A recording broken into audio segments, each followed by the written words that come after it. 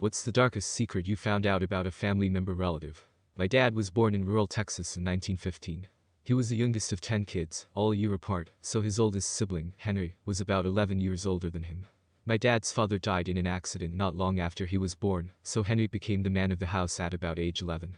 When my dad was about 9 years old in 1924, a gang of men came through their small town, kidnapping children to work as slaves picking cotton about 400 miles away. Apparently this was not an unusual occurrence at the time. My dad and 2 of his siblings were taken.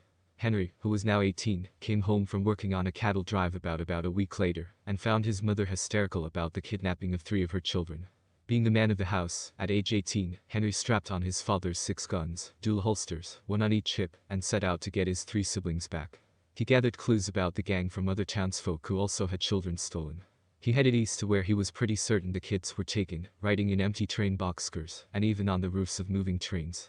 It took him several weeks, but through talking to locals along the way who heard rumors of child abductions, he finally narrowed down to a few cotton farms where he thought the kids were. My dad, who was 9 years old at the time this happened to him, had tears in his eyes when he told me this part of the story. He and 2 of his brothers, along with about a dozen other kidnapped kids, had been held captive on this cotton ranch for over 2 months, and had given up ever seeing home or the rest of their family again. They were kept locked in a barn, fed scraps, and forced to pick cotton in the hot Texas sun. They were beaten if they cried or refused to work. One day, working in the fields, they heard Henry's voice calling their names.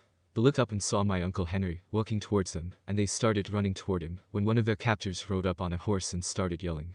Henry pulled one of his guns and shot the man dead. My dad wasn't even sure if the man had a gun, and it didn't matter.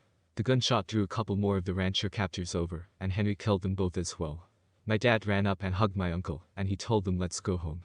My dad tells me they rode on and in train boxcars all the way back west to their little Texas town, along with a couple other kids that were stolen from the town. When they got back to their small farm, my dad said his mom fainted when she saw them. He said Henry put the 6 guns away and never touched them again.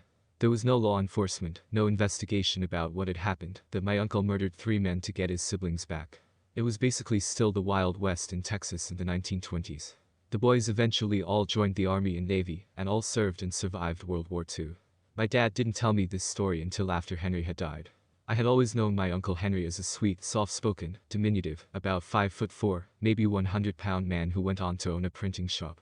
I would never have imagined him capable of the feats of heroics he performed, at age 18, to bring his family back together.